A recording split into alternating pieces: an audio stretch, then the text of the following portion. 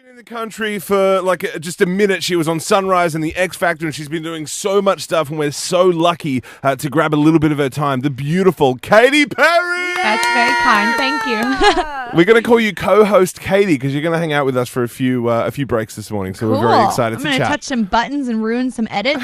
I thought you were going to say my touch some job, butts, but that's okay. I'm going to touch some butts. Hey, I looked at you on X Factor this week, and I just thought you're so incredible on stage. You're just mind blowing, and it took me back to when I saw Part of Me, your documentary, and you were crying right before you went on stage, and then you just lit up, and nobody would have been able to tell what goes through your mind trying to if you're in a bit of a bad way and you get on stage. What do you think about to make you happy?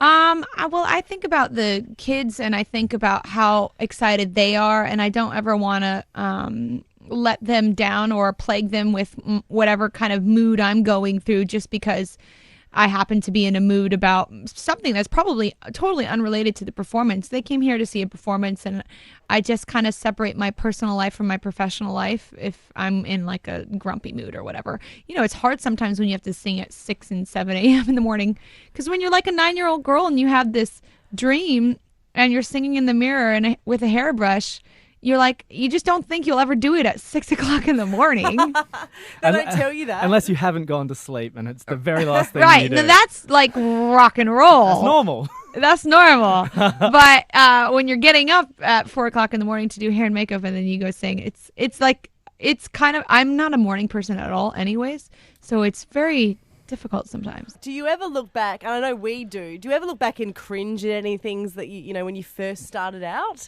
Or are you proud of everything you did? I had really bad skin when I first started out, and I was like so stressed out because everything was happening all at once, and you can see that in the pictures, but that's okay. It makes me human.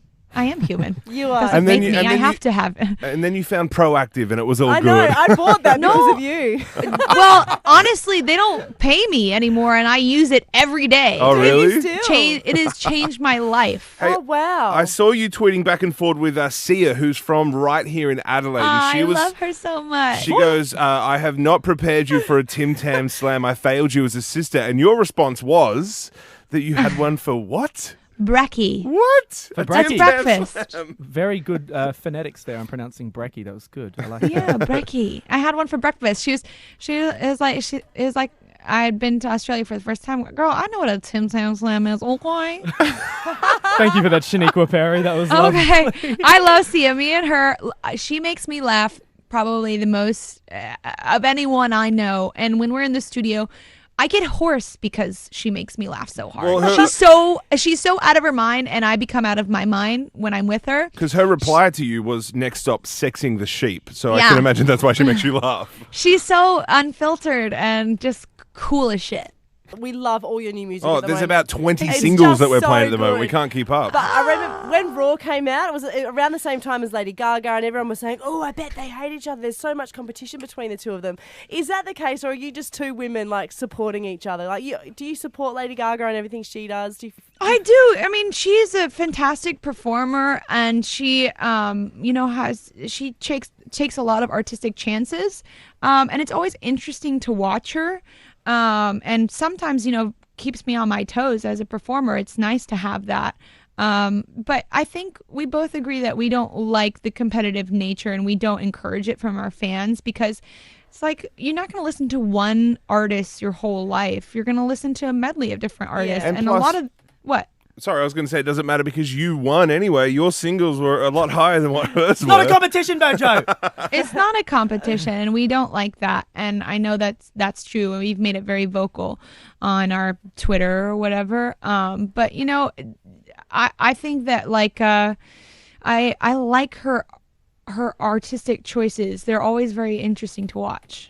Well, so are yours, and we love having Yes. you on our show. Like, we are so excited to I have actually you. really like that song Venus that she put out. Yeah. It's very Queen ABBA.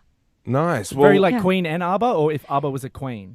No, it's a little bit of Queen, it's a little bit of ABBA. Oh, everybody needs a little bit of Freddie in their life. Prism is out now. It's amazing. As I said, we've got Raw on the air. We've got Dark Horses! We've got Dark Horses, which we love. We've my got jam! Unconditionally. Do All you, these do you hits. drop it like it's slow? Oh, I'm going to get the instrumental for that, and I'm going to Yeah. just rap every day to it because it's the sickest Drop instrumental. it like it's slow. All right, Katy Get Perry, your booty to the floor. we're so glad that you're on the show. Thank you so much for joining us. We love you. Thank you very much. Wow.